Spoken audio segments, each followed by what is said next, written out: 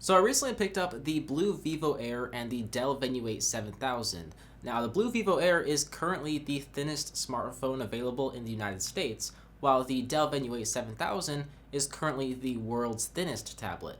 But the more I think about it, the more I ask myself in the most simple of terms, are thin devices good or bad? Well, let's find out. Hey, what is up, tech enthusiasts? Beau here, and yeah, thin devices are becoming more and more prominent. Whether you like it or not, that's just where things are going. I mean, on one hand, it makes total sense. As technology progresses, processing chips, graphics cards, all that stuff continues to get smaller and smaller to the point where devices continue to get smaller and smaller, or at least in the case of, smartphones and tablets, they get thinner because, you and I like large displays. But on the other hand, I have this thought that why don't companies add more?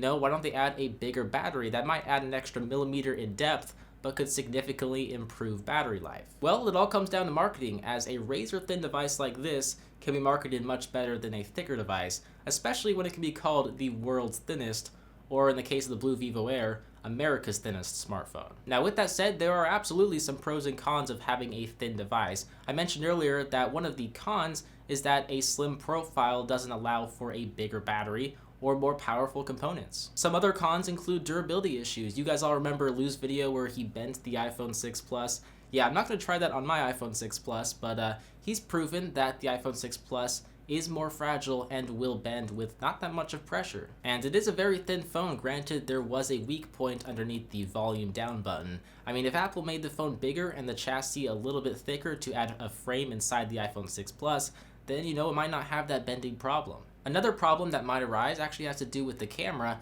and that many camera modules are actually too thick to fit in the body of thin devices.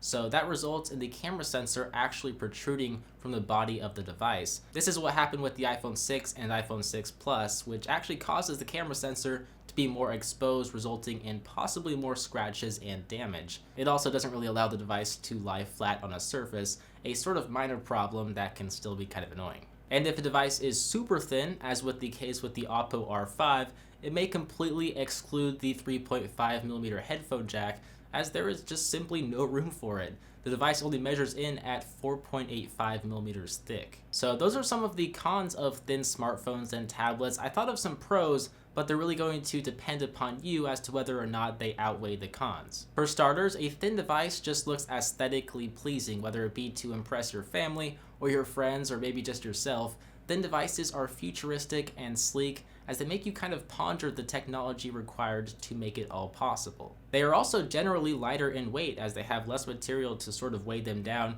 This might help you use the device for longer periods of time without feeling extra fatigue or strain. Some other pros include the ability to better fit in your hand. Whether it's a tablet or a smartphone, if it's thin, it's going to sit flatter in your hand as one dimension of the device is reduced.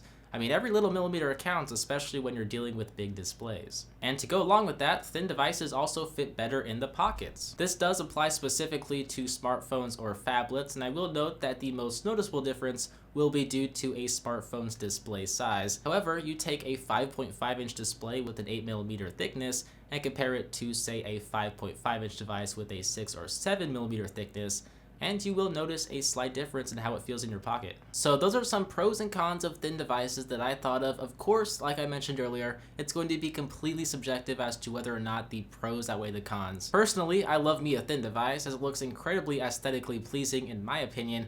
However, there is definitely a sweet spot in this day and age. Until battery technology improves, I think the sweet spot's going to be between 6 to 8mm, give or take, because any more than that, and devices start to be classified as thick, and any less than that, and really the battery life starts to significantly decrease. So let me know how thin of a device is too thin in your opinion by leaving me a comment down below. If you're new to my channel, make sure you hit that subscribe button somewhere down here. Thumbs up are appreciated.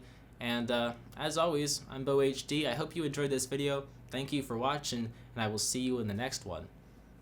See ya.